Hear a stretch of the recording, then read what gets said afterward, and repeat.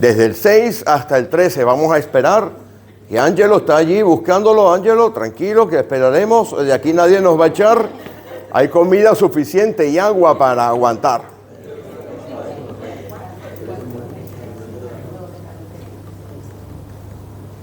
Primera epístola a los Corintios. Una iglesia que podríamos catalogarla como la iglesia no de la mayordomía. Y por allí vamos a empezar hoy. Primera de Corintios, capítulo 4. Esperamos porque queremos todos leer la Escritura.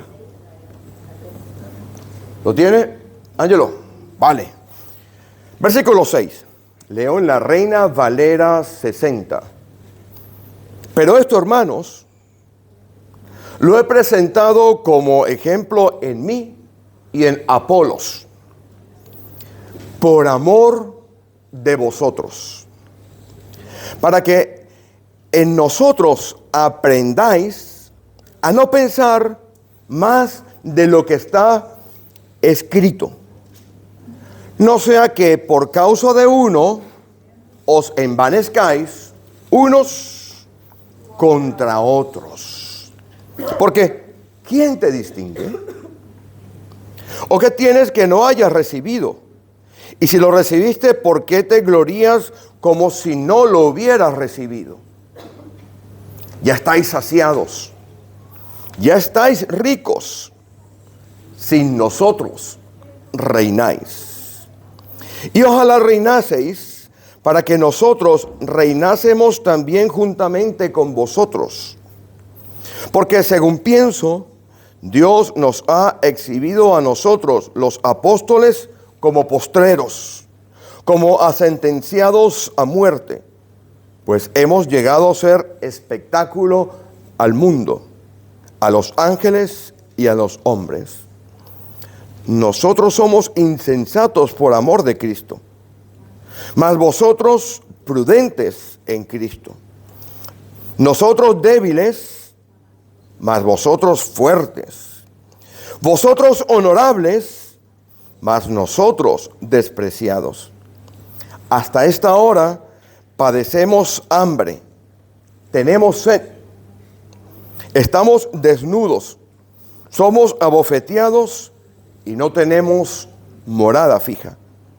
Nos fatigamos trabajando con nuestras propias manos, nos maldicen y bendecimos. Padecemos persecución y la soportamos. Nos difaman y rogamos. Hemos venido a ser hasta ahora como la escoria del mundo, el desecho de todos. Vamos a orar. Señor Jesús, tu palabra, rica en sabiduría, profunda en conocimiento y transformadora para la vida del hombre, debe ser hoy, Señor, más que nunca en esta ciudad, extendida, predicada, enseñada y vivida, Señor. Oramos, Señor Jesús, que tu mente se establezca cada día más en la nuestra. No queremos, Señor, tener otro pensamiento, otro objetivo, otra manera de vivir nuestra vida que no sea la tuya, Señor. Enséñanos, Señor, el camino por el cual tenemos que andar. Renunciamos a la banalidad del mundo. Renunciamos a nuestros propios criterios, a nuestra sabiduría y solamente queremos conocer de Cristo, predicar de Cristo y mostrar el poder de Cristo viviendo en nosotros. Te alabamos, Señor, te bendecimos y decimos, Padre, que tú eres Rey sobre todas las cosas, que no hay bien fuera de ti y que tú, Señor, estás, Señor, en esta congregación y en cada uno de mis hermanos. Que la palabra que hoy hablemos, Señor, sea hablada según tu propósito eterno.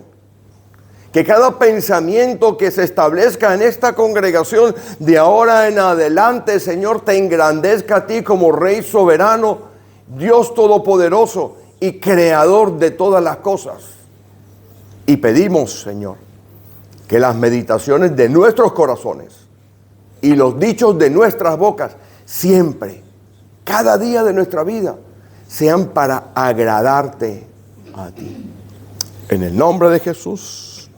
Amén. Pueden sentárselo, hermano.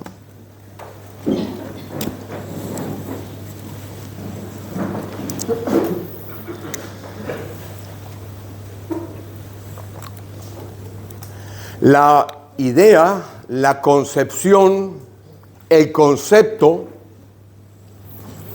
que usted tenga de Dios va a marcar completa y totalmente la manera en la cual usted vive su vida.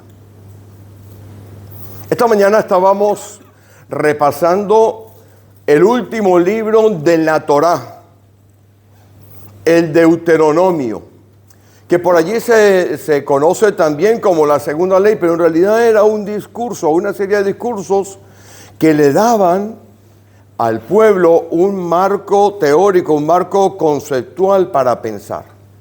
Mire, mi hermano, mi hermana que está aquí hoy, solamente hay dos fuentes de pensamiento y de las cuales nosotros podemos obtener lo que los abogados llaman la jurisprudencia. ¿Ha escuchado hablar de esto, verdad?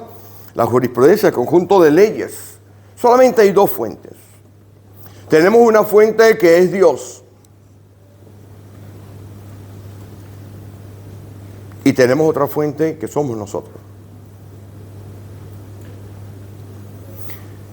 Si usted tiene el concepto correcto de Dios, si ha conocido a Dios, si conoce la escritura de Dios, si tiene una relación con Él y tiene un concepto correcto de Dios, la manera en la cual usted va a vivir su vida, la manera en la cual usted se va a relacionar con los hermanos, la manera en la cual usted va a vivir su vida dentro de la iglesia, la forma en la cual usted va a vivir su vida fuera de la congregación y la manera en la cual usted va a llevar lo que es la vida cristiana afuera va a ser diferente porque usted va a tener a Cristo como la roca fundamental sobre la cual usted va a pensar. Es un marco de pensamiento. Pero si usted vive su vida de la otra fuente, toma su conocimiento, su sistema de valores, su manera de interpretar cada circunstancia de la vida, porque la vida está llena de circunstancias. Si usted tiene como método pensar como el mundo, no importa que esté aquí, su sistema de valores va a ser el del mundo. Y tengo que decirle que en el mundo hay un verdadero galimatías de valores.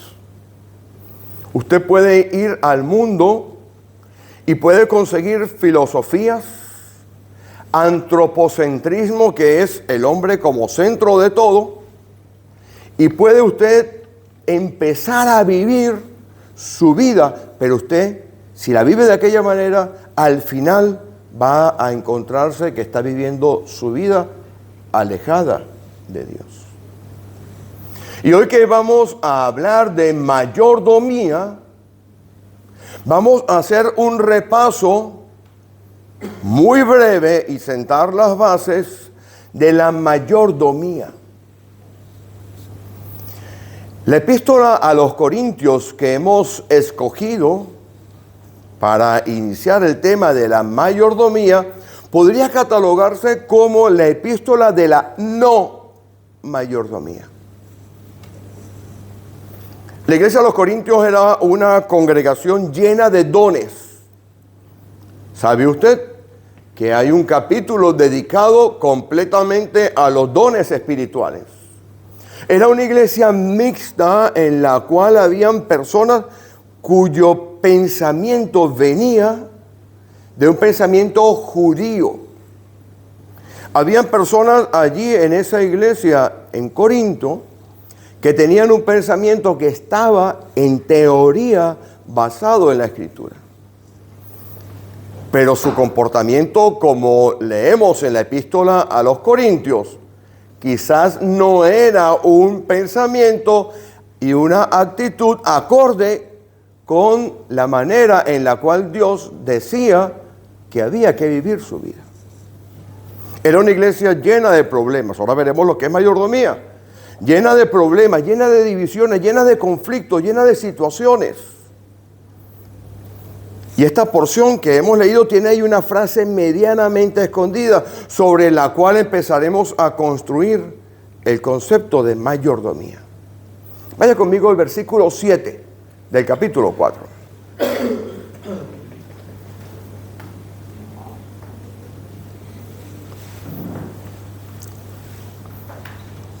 ¿Lo tiene? ¿Qué tienes que no hayas recibido? ¿Lo ve? ¿Lo ve? Si fuéramos filósofos, que no lo somos, podríamos decir que esta es una de las verdades fundamentales sobre las cuales se puede construir una teoría de pensamiento. Pero como somos cristianos, decimos que esta frase que está aquí está inspirada por el Espíritu Santo para mostrarnos cuál es la definición de mayordomía. La mayordomía, en términos generales, se podría decir, y los que están tomando nota o si se está grabando, es cuando usted se constituye como gestor, como administrador, como mayordomo, para redundar un poco en el término, de algo que no es suyo, que se lo ha dado Dios para que usted gestione eso, para que usted lo aumente, lo mejore, lo multiplique. Es bien conocido, ¿verdad? Aquellas porciones de Mateo capítulo 25 y Lucas 12 de las parábolas de las minas y los talentos. Talentos en el 25, minas en el 12. En ambas, el Señor, el propietario, decide entregar a sus siervos, a sus esclavos, es decir, a nosotros, algo que tiene valor, pero que no le pertenece a esos que la reciben. Y cuando viene, ¿qué es lo que hace? Pide cuentas. Y aquellos que no habían multiplicado lo que se les había entregado en la mano, ¿qué reciben? ¿Alabanza? La mayordomía tiene como sentido fundamental que lo que Dios le ha entregado a usted tiene que ser expandido, multiplicado, aumentado. Y no estoy hablando de la teoría ni la teología de la prosperidad, no, eso es otra cosa. Esta es la teología de la prosperidad bíblica. Todo lo que existe es propiedad de Dios, inclusive usted, inclusive yo. Salmo 24, versículo 1, dice así, a ver quién lo busca. De Jehová es la tierra y su plenitud, y todo lo que en ella hay. Si usted va a cualquier otra de las versiones, Reina Valera 95, Reina Valera 2020, Nueva Traducción Internacional, Nueva Traducción Viviente, Dios habla hoy, el concepto es igual. Él es el dueño de todo. Y en ese todo están todos los recursos que pueden existir. No, así sean tierras raras o no. ¿Sabe lo que le estoy diciendo con este tema que hay? Que la gente quiere quedarse con Ucrania por unas tierras raras. Todo es propiedad de Dios. Todo, usted y yo, nuestra vida, nuestro tiempo, Hay un caso por allí de un hombre que dice, oh, he creado una verdadera masa de fortuna. Mis graneros ya se me están quedando pequeños. Voy a hacer algo, voy a construir otros graneros, voy a derrumbar los que tengo, voy a construir otros graneros. Alma mía, gózate. Y viene el verdadero dueño de todas las cosas y le dice, hoy por la noche apaga la luz y vámonos. Hoy viene a pedir tu alma. Mi hermano, mi hermana, el primer concepto es que todo lo que usted tiene, todo, la ropa, su coche, su casa, su dinero, su trabajo, su salud, su familia, sus conocimientos, todo le pertenece a Dios. Así que el primer principio que tenemos que aprender de la mayordomía es que Dios desde el Génesis nos ha entregado no solamente la responsabilidad de multiplicar. No, es que el pastor le encanta abrir iglesias. No, al pastor no le encanta abrir iglesias. Al pastor le encantaría estar en la casa viendo cómo el Barcelona derrota al Real Madrid.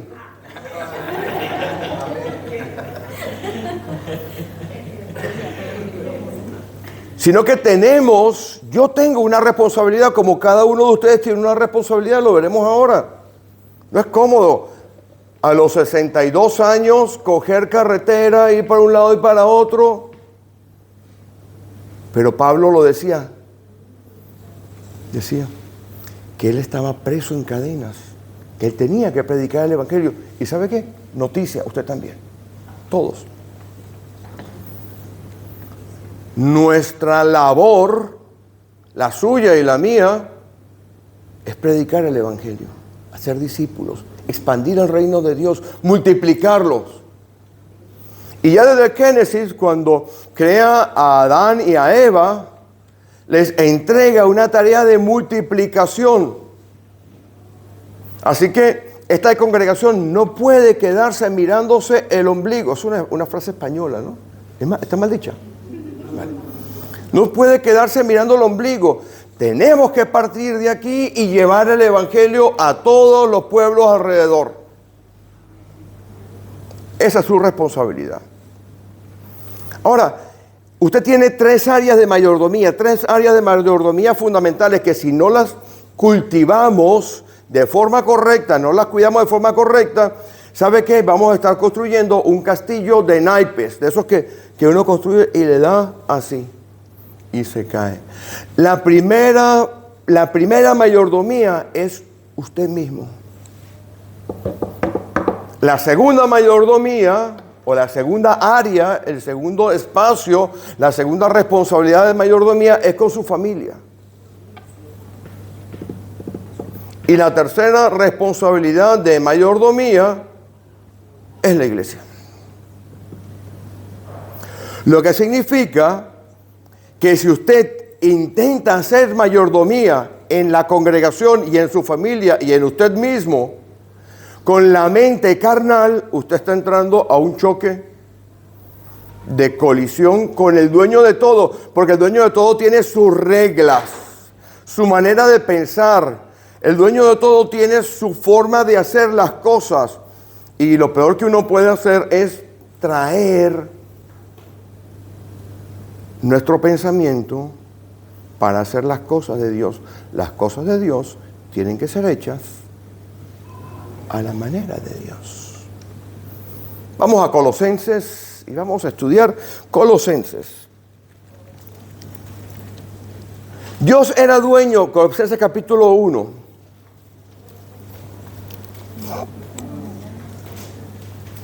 Dios es dueño y era dueño de usted aún antes de que usted viniera a esta congregación o a cualquier congregación que Dios le haya llevado.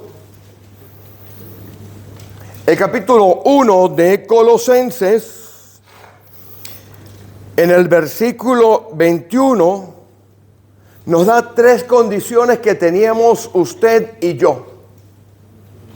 ¿Lo tiene? Éramos extraños. Esto significa que había una ruptura total, absoluta y completa entre usted y Dios, entre este servidor que está aquí y Dios. Eso es lo que significa extraños. Dios andaba por un lado llamándonos con toda seguridad y usted y yo andábamos por otro.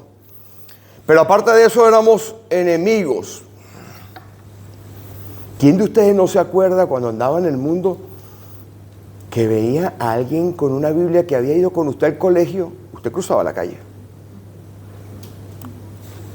No cruzaba la calle. Ahí viene el canso ese, el fanático. Yo recuerdo un caso en mi casa. En mi casa siempre mi madre tenía, y estará ella a ver siempre las predicaciones. En mi casa había aquella señora que les había comentado esta mañana al principio que oró por mí, estando yo de cuna prácticamente. Pero después mi padre contrató a un señor para que trabajara con él, que ese hombre le llamaban el poeta. Así le llamaban. Esas personas que llegan a tu vida y te marcan por un pequeño detalle que después, pasando los años, lo acuerdas. ¿Te acuerdas de ese detalle? Pues bueno, yo recuerdo que ese hombre un día pidió ir a nuestra casa a orar. Una familia católica, apostólica y romana. Yo estudiaba en un colegio de curas y de monjas. Casi toda mi vida me echaban de un colegio a otro y siempre las monjas me recogían. Y en el medio de la casa teníamos una mesa. Y mi padre nos dijo, no, que el poeta ha venido a leer la Biblia en mi casa. Mi mamá encantada, mi papá no. Como buen español, mi padre decía que la religión única, santa, pura y verdadera era la católica. Pero el poeta era muy buen trabajador y convenció a mi padre. Y recuerdo que estábamos allí en esa sala, en el salón de casa. Y yo me puse en un lado de la mesa. Imagínense que está en la mesa, estaba sentado yo aquí. Y el poeta leyó la escritura y empezó a orar por nosotros. Y empezó a levantar su mano. A mí me dio un ataque de risa que usted no se puede imaginar. Yo me metí debajo de la mesa por la risa. Es que las cosas de Dios no podíamos entenderlas. ¿Cuántas veces no he tenido yo que ir a visitar a personas? Y cuando estás adentro visitando, te das cuenta que el ambiente es pesado, que te es contrario, que te es duro. Pero aquella oración, yo estoy seguro que no cayó en saco roto. Porque con el pasar de los años, Dios, en su infinita misericordia, empezó a trabajar en nuestras vidas. Pues miren, la primera cosa que tenemos que entender es que éramos como lo que dice aquí, éramos enemigos en nuestra mente. Interesante porque quiero explicar este versículo rápidamente. Hay 2 palabras generales para mente en la Escritura. Una es psique, la hemos escuchado, también se traduce algunas veces en el Nuevo Testamento como alma. Pero hay otra que es la mente moral. Se llama dianoia. Esto es muy interesante, porque significa que usted y yo estamos, aún estando fuera del Evangelio, sabemos cuando hacemos algo mal, ¿o no? Por eso está por ahí Romanos capítulo 1 en adelante. Pues esta es en nuestra mente moral, estaba tan rota, tan corrompida, tan dañada, que hacíamos obras malas. Pues eso éramos nosotros. Pero ¿sabe qué? Dios era y es dueño de nosotros. De Jehová es la tierra y su plenitud. Y todo lo que en ella hay. Todo lo que en ella hay. Pero Dios, observe lo que hace. empieza a trabajar en nuestra vida. Versículo 13. Versículo 13 del mismo capítulo. Nos libró de la potestad, del derecho que tenían las tinieblas sobre nosotros. Porque cuando estábamos en las tinieblas pensábamos como las tinieblas. Lo hemos leído en el versículo 21. Nuestro sistema de valores era humanista. Nuestra manera de entender la realidad no era cristiana. Actuábamos y pensábamos lo que llamamos en el buen cristianismo mundano. Eso es mundano. Pero Dios nos saca y nos traslada ¿a dónde? ¿Quién lee el versículo 13? Ojito. Un reino es un lugar que tiene sus propias leyes. ¿Lo ve, no? Si usted va al reino de Nicaragua hoy, o al reino de Venezuela, o al de Colombia, o al de Cuba, ¿usted puede actuar y vivir allí con las leyes de España? Usted no puede. Usted va allí y usted tiene que vivir, actuar y hacer todas las cosas según las leyes de ese país. Pues bueno, mire lo que ha hecho Dios con nosotros. Sabiendo usted y yo que el primer principio de la mayordomía es que todo lo que tenemos lo recibimos de Él. Él coge y en su bondad y su misericordia nos traslada a un nuevo sistema de pensamiento. Lea conmigo, versículo 13. El cual nos ha librado de la potestad de las tinieblas y el traslada al reino de su amado Hijo. O sea, que usted y yo empezamos a cambiar. Pero nos conseguimos con un gran inconveniente. Que una cosa es lo que creemos estando en la iglesia y otra cosa es lo que decimos creer o aceptamos. Voy a dar un ejemplo, porque la mayordomía no es de dinero. Si usted cree que la mayordomía es de dinero, está equivocado. La mayordomía no es de dinero, la mayordomía es todo. La mayordomía bíblica es reconocer lo que leímos en 1 Corintios capítulo 4, versículo 7, en la parte central del versículo. ¿Qué tienes que no hayas recibido? Todo. Pero a veces da tristeza. No, por favor, estoy hablando en términos generales. A veces da tristeza cuando escucho en las bolsas de ofrenda o me dicen que yo no sé quién ofrenda y quién no ofrenda, que quede claro, Nunca he querido saberlo, no me interesa saberlo, pero su compromiso con Dios y el entendimiento de que todo lo que usted tiene, lo poquito o lo mucho, proviene de Él, se ve en la ofrenda. Porque decimos ser cristianos, por eso hay una cosa que no funciona bien. Decimos ser cristianos, pero a la hora de devolver a Dios, cuando la hermana ha llamado a la ofrenda, ha dicho, devolver a Dios un poquito de lo que Él nos da. ¿Cuántas bendiciones no podemos contar en nuestra vida? Muchas. Podríamos llenar esta congregación de testimonios, algunos evidentes y otros que no son evidentes, pero testimonios de la bondad de Dios operando en nuestra vida. Entonces, una es la cosa que nosotros decimos que creemos, pero otra cosa es nuestro sistema de valores, la forma en que actuamos. Usted sabe que en las congregaciones está la mayor tasa de divorcios. Usted sabe que los pastores algunas veces se ven tan cargados de cosas, no porque no estén formados para atender situaciones, sino porque algunas veces nos cuesta entender cómo en gente renacida, aún se mantienen vestigios de aquello que tenía que ser quitado.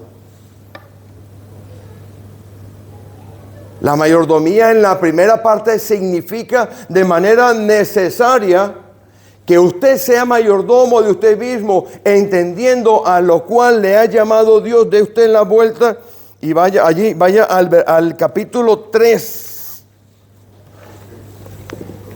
de Colosenses.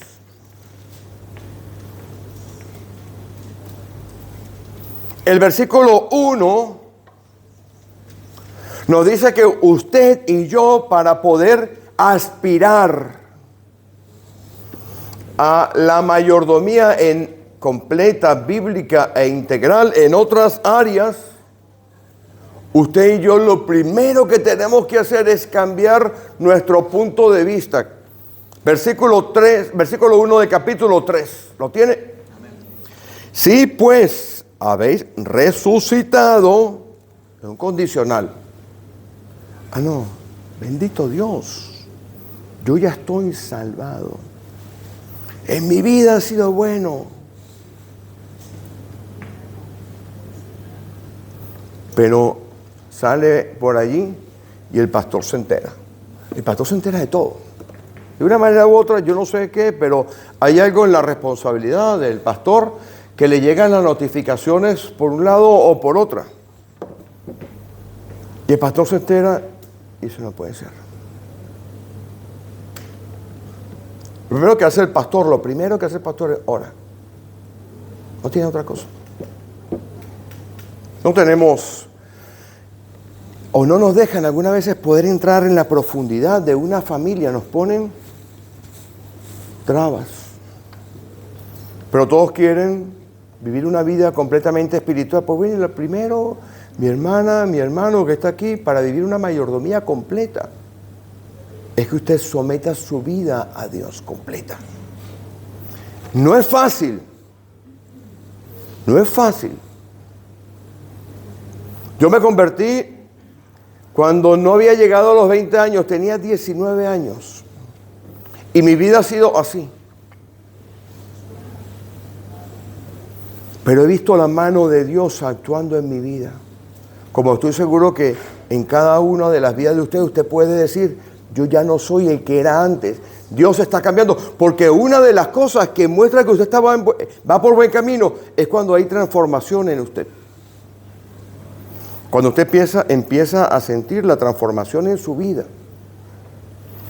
Es que la semilla que Dios ha plantado empieza a crecer. Capítulo 3, versículo 1.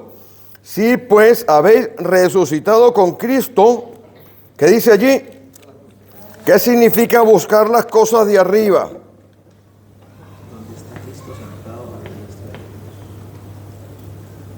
¿Lo ve? O sea, usted tiene que empezar a mirar, y yo tengo que empezar a mirar para lo que es la mayordomía integral. Usted tiene que empezar a mirar para arriba. No podemos mirar para otra cosa. No podemos juzgar nuestra vida de otra manera que no sea la vida de Dios. Porque si usted lo hace y trata de vivir la vida cristiana con sus fuerzas, no vamos a poder. La segunda área, la vamos a ver rapidito, es el área que tiene que ver con la familia. De fiesta de invierno. Bendito Dios. Con tal de, si se nos meta toda la iglesia orando, si entra para aquí. Igual Dios nos los manda, cuidado. A esperar que pase.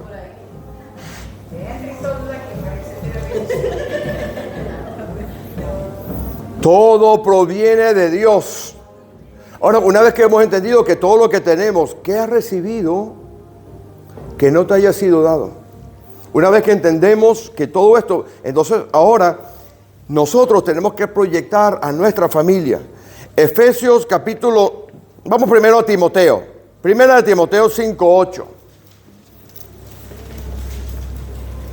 Recuerden que estamos sentando las bases de las próximas predicaciones. Primera de Timoteo capítulo 5, 8. ¿Lo tiene? ¿Qué dice? Para sus hijos y mayormente para su casa ha negado la fe y es peor que un incrédulo.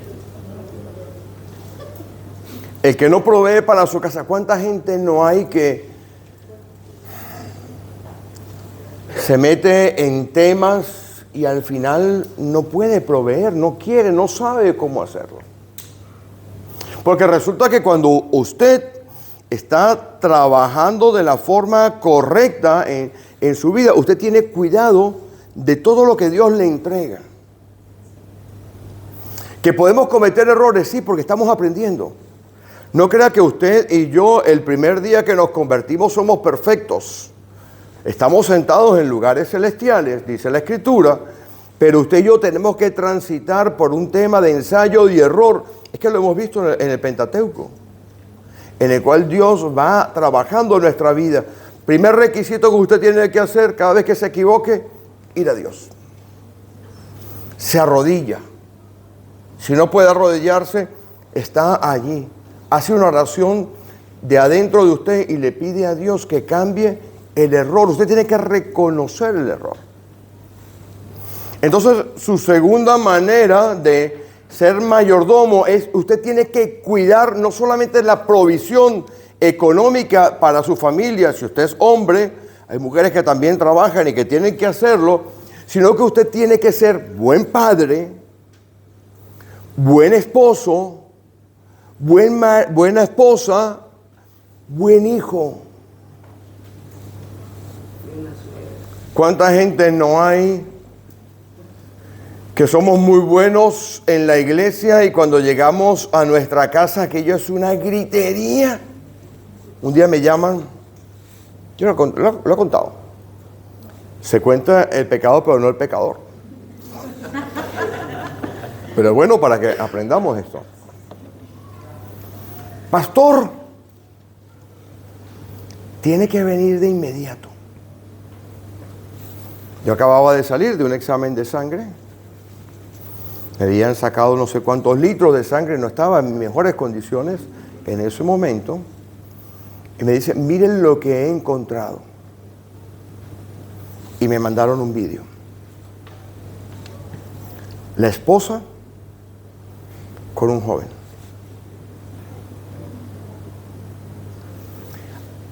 A mí se me vino el alma al suelo. Porque usted veía a esa persona en la congregación, parecía bañada en vinagre. Llegaba a la hora, oraba. Bueno, una cosa increíble. Ve el video. Qué llanto, qué dolor, qué tristeza. Podemos engañar a los hermanos, pero a Dios no. A Dios no. Entonces, si usted viene a la congregación y usted entra en este proceso de revisar su pensamiento, porque cuando usted se expone a la luz de la Escritura, usted empieza a darse cuenta que hay una manera de vivir diferente. Entra en crisis, porque usted va a querer gestionar a Dios a su medida, a su manera. Entonces va a escoger partes de la Escritura que le agradan. Esta me gusta, esta no me gusta, esta la puedo aguantar, y va a construir su teología personal que le va a ayudar a tener su sistema de valores para ir adelante. Pero Dios quiere que usted obedezca toda la Escritura. Hay más mandamientos en el Nuevo Testamento que en el Antiguo. Entonces, cuando usted llega a su familia, si usted va, aquí lo tengo, a Efesios de capítulo, apúntelo para que después lo vayan estudiando, porque voy al último punto para dejar todo hecho. A Efesios capítulo 5, desde el 21 hasta el 6, nos da unas normas generales de cómo tenemos que gestionar nuestra casa. 5:21 a 6:4, ahí hay unas normas generales. También hay de esas normas en Gálatas. Vale. Eso ya será parte de lo que los hermanos van, Efesios capítulo 5, desde el versículo 21 hasta el capítulo 6, versículo 4. Ya los hermanos que me sigan aquí podrán dar otra parte. Pero después ahora usted es muy dado a ir delante de Dios, porque ha entendido que todo lo que tiene es de Dios, que tiene que cambiar, está siendo buen mayordomo, y a la vez usted tiene que venir a la iglesia. Porque la tercera área de mayordomía hemos hablado, que es la iglesia. Y aquí es donde la mula echa al suelo a Genaro.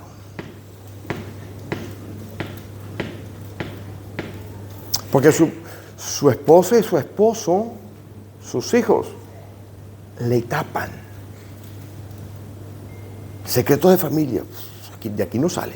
Si hablas, ya sabes. Pero las fallas de carácter se ven aquí. Aquí intersectan la carne y el espíritu. Aquí intersectan familias naturales con familias espirituales. Aquí es donde está el sabor, en la iglesia. Tengo aquí algo interesante. Vayan conmigo, primera de Tesalonicenses, desde el versículo 11 hasta el versículo 15. Capítulo 5. Vamos al versículo 11 primero. La vida en la iglesia tiene dos áreas. Recuerden, recapitulo.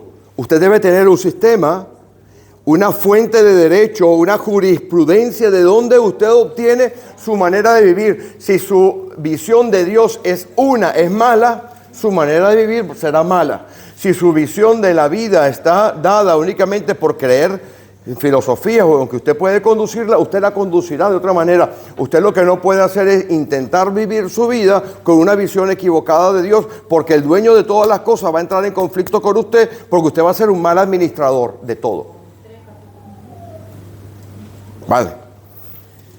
Cuando usted entiende que tiene que ser un buen administrador porque todo lo recibe de parte de Dios, Primera de Corintios capítulo 4 versículo 7 en la parte central, y usted entiende que antes era enemigo y que ahora tiene que vivir en el reino de Dios según las características que Dios nos manda a vivir, la manera que nosotros tenemos que vivir, entonces usted tiene que empezar a cambiar sometiendo su vida a Dios, mirando a las cosas de arriba, porque usted está sentado arriba donde está todo poder.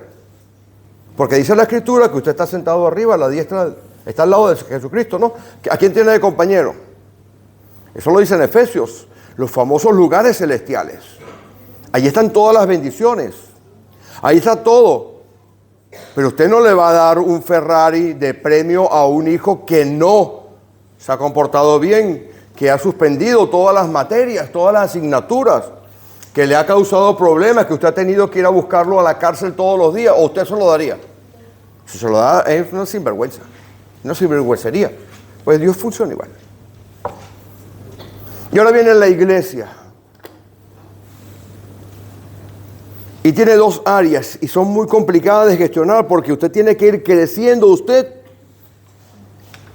Y en el versículo 11 de la primera epístola a los tesalonicenses, en el capítulo 5, dice, se tienen que animar y edificar mutuamente. Hay muchos versículos que hablan sobre esto. Dice aquí, por lo cual animaos unos a otros y edificaos unos a otros, así como lo hacéis. Es decir, mientras tenemos todo este torbellino de cosas, nosotros sometiéndonos a Dios para cambiar nuestra vida, luchando contra nuestro viejo hombre, nuestra vieja mujer que nos lleva al pecado. No diga que no. Porque ¿quién de ustedes que era discotequero? ¿Quién era discotequero aquí? Yo de muchacho era discotequero. Es más, esto es un secreto a voces, lo borra de allí, pero a mi mujer yo la conquisté, éramos cristianos. Yo la conquisté porque yo... Usted también, ¿sí? Porque yo tenía lo que llamaba una miniteca. Y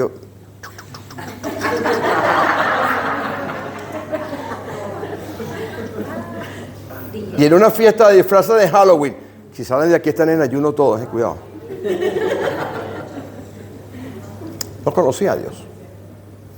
No medio conocía, pero no había la conversión en mí. ¿Y quién de ustedes que era discotequero en aquella fecha? Pasa por ahí un coche que a todo en bombón y usted... ¿Es la verdad? ¿La vamos a llamar engaño? No la vamos a llamar engaño. Pues mientras usted se está cambiando usted mismo, solamente por el sometimiento a Dios, quítese de vosotros todas las cosas, vestidos del nuevo hombre, usted tiene que edificar. ¿Lo leyó? A los hermanos.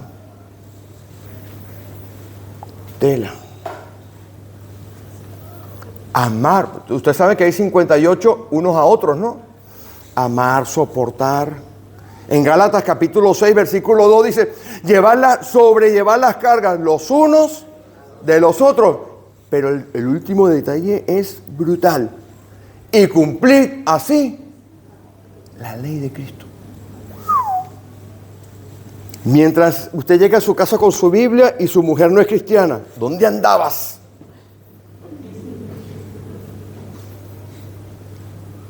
Y eso que le estás dando dinero para que el pastor se compre un coche.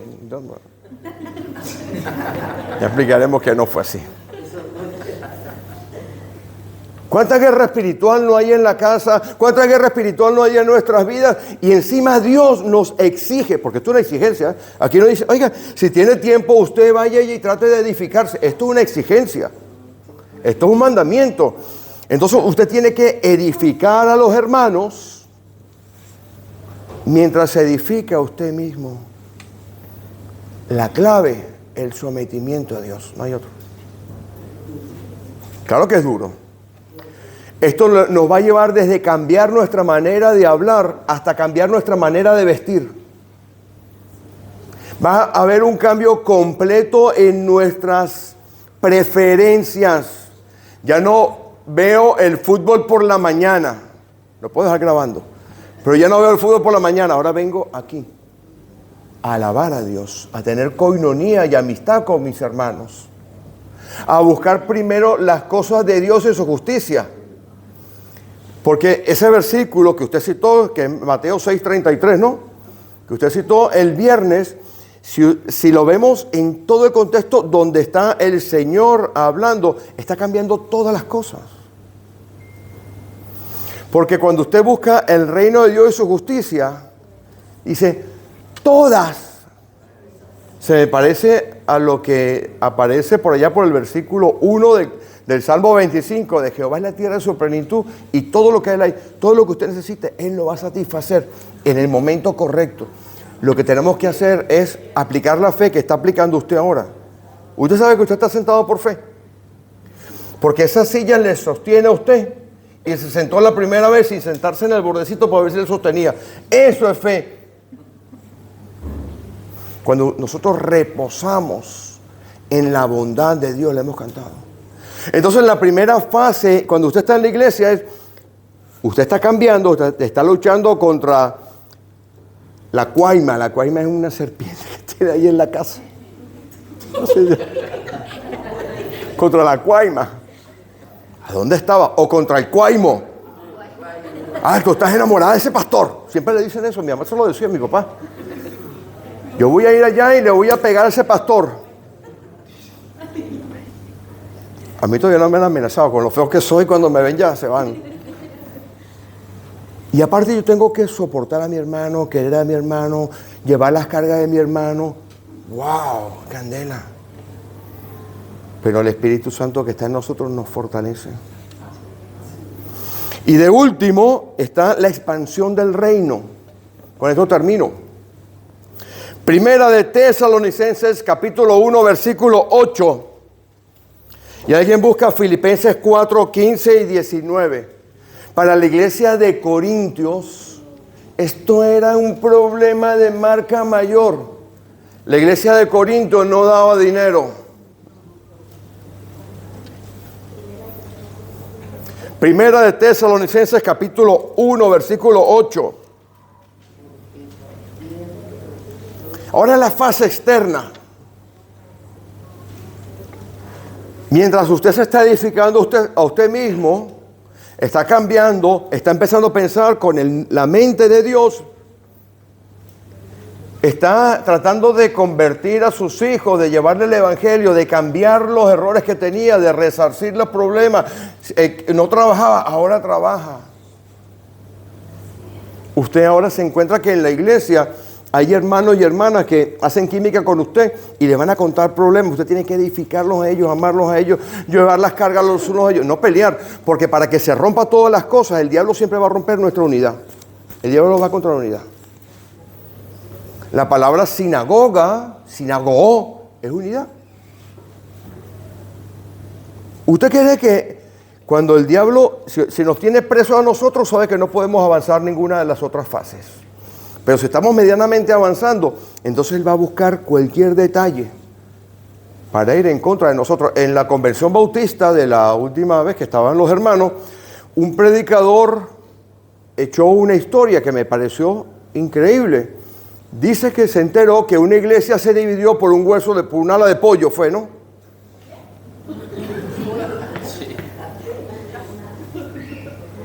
Yo traje sándwiches suficiente, bocadillo suficiente para todos. Pues resulta que parece que había una alita de pollo muy buena y estas dos personas estarían muertas de hambre y cogieron la alita de pollo y uno se la comió y el otro no. Se armó la sanpablera, la de Dios es Cristo, y se dividió la iglesia. Mire, el diablo está en los pequeños detalles. En esos pequeños detalles, dice la Escritura, cuán grande fuego. Vamos a orar por la hermana que está perdida. No me ha dejado el pollo para mí. Cuán grande fuego. Enciéndela. Si la Escritura me dice, yo tengo que considerar a mi hermano superior a mí mismo. Yo tengo que darle todo a mi hermano. Si te piden la capa, sobrellevar las cargas los unos a los otros y cumplir así la ley de Cristo. Entonces el diablo va a buscar, no crean, qué bonito esto aquí, pero va a buscar la manera de sembrar la discordia entre nosotros. Después no diga que no se lo avisé. Me miró, no me miró, me dijo, no me dijo, pensé, no pensó, no me aclaró, sí me aclaró. Por ahí empieza. Porque así rompe esta fase, la segunda fase. Vaya conmigo a Primera de Tesalonicenses, capítulo 1, versículo 8. Aquella iglesia en Tesalónica, que este pastor ha tenido la oportunidad de estar en Tesalónica y buscando las ruinas de esta congregación, había pasado muy poco tiempo recibiendo la enseñanza de Pablo. Pero estaba situada en la calle Cabas, lo que llamaba en aquella fecha la vía Ignatia, la vía que comunicaba Estambul, lo que es ahora, con la otra costa de Grecia, 1200 kilómetros. Era una iglesia pequeñita. Es más, usted va por la vía Ignatia, allí en Tesalónica, y le cuesta conseguir las ruinas. Hay un cristal y allí estaba uno de los lugares en los cuales Pablo predicó. Pues mire lo que hizo esta iglesia. Vamos al versículo 8. Partiendo de vosotros, ¿lo ve? Ha sido divulgada la palabra del Señor, no solo en Macedonia, es decir, no solo en ese lugar donde ellos estaban, sino en Acaya. Sino que también en todo lugar vuestra fe en Dios se ha extendido, de modo que nosotros no tenemos necesidad de hablar de nada. Yo no tengo que ir a predicar a otra congregación y decir, no, que los hermanos de Calahorra, porque cuando yo llegue allí me van a decir, usted va a la iglesia de Calahorra, y yo diré, sí, ¡wow! ¿Cómo predican esos hermanos? ¿Cómo sirven esos hermanos? ¿Cómo son ejemplo para la ciudad de esos hermanos? ¿Cómo llegan las personas allí y son transformadas por el poder del Espíritu Santo? Pero hay que cumplir las otras dos etapas en movimiento. Y vaya, terminamos ahora con Filipenses, capítulo 4, versículo 15. Cuando los amigos de Corintios se enteraron de que los pobres de la iglesia pequeñita de Tesalónica hacían esto, por allá se escribe entonces la segunda epístola, que después explicaremos otro día. Vamos al capítulo 4, al versículo 15. Mire, aquella iglesia de Filipos, que no era una iglesia tampoco muy grande, era la única iglesia que ayudaba a Pablo financieramente. Lea, versículo 15, dice: y sabéis también vosotros, oh filipenses, que al principio de la predicación del Evangelio, cuando partí de Macedonia, Tesalónica, ¿no? Al principio de la predicación del Evangelio, cuando partí de Macedonia, ninguna iglesia participó conmigo en razón de dar y recibir, sino solo vosotros. Pues aun cuando estaba en Tesalónica, me enviasteis una y otra vez para mis necesidades. La otra parte de la congregación, la mayordomía de la congregación es afuera. Si tenemos misioneros, cuando constituyamos misioneros, el misionero tiene que estar sostenido. Por eso he pedido que el 3% de los ingresos que entren a esta congregación, el 3% de los ingresos que entren a la congregación en Logroño y el 3% de los ingresos que entren a la congregación de Tudela tienen que ser destinados a las misiones, a apoyar las misiones.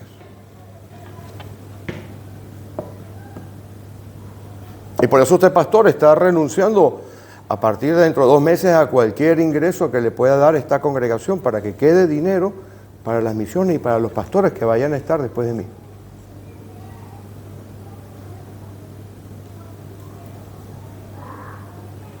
Mis hermanos, mis hermanas, qué responsabilidad de la mayordomía. La mayordomía no es venir y llenar un sobre.